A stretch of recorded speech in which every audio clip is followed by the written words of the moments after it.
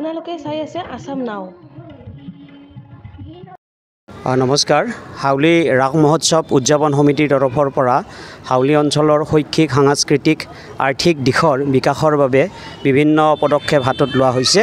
আৰু এই পদক্ষেপৰ অংশ হিচাপে সাংস্কৃতিক উপসমিতিৰ তৰফৰ পৰা আমি আজি কলাগুৰু বিষ্ণুপ্ৰসাদ ৰাভাদেৱৰ মৃত্যু দিৱসটিৰ লগত সংগতি ৰাখি বিষ্ণু ৰাভা দিৱস অনুষ্ঠিত কৰিছোঁ। আশা কৰিছোঁ আমাৰ এই প্ৰয়াসে হাউলি অঞ্চলৰ সাংস্কৃতিক ক্ষেত্ৰখনৰ উত্তৰণত সহায় কৰিব। ধন্যবাদ।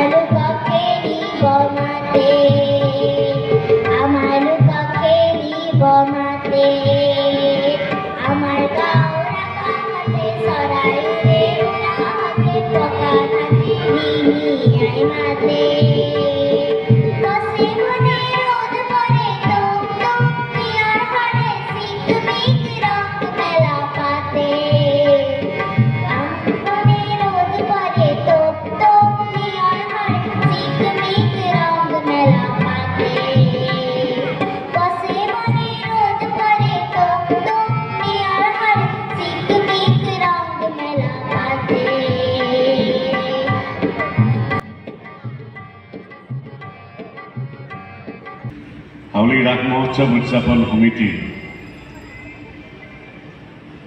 মানৱ সম্পদ উন্নয়নৰ নতুনকৈ গঠন হোৱাৰ পিছত প্ৰায় 3 বছৰ মানৱ সম্পদ উন্নয়ন গঠন হোৱা নাছিল আৰু তাৰ পিছত মানৱ সম্পদ উন্নয়ন আজি 15 দিনমান আগতে আমি গঠন কৰিছিলোঁ আৰু মানৱ সম্পদ উন্নয়নৰ সাংস্কৃতিক উপসমিতি এইটো প্ৰথম কাৰ্যসূচী আৰু সামগ্ৰিকভাৱে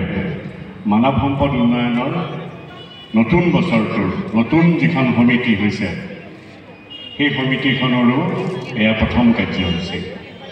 আমি এটা গছপুলি ৰোপণ কৰিছোঁ মাত্ৰ আজি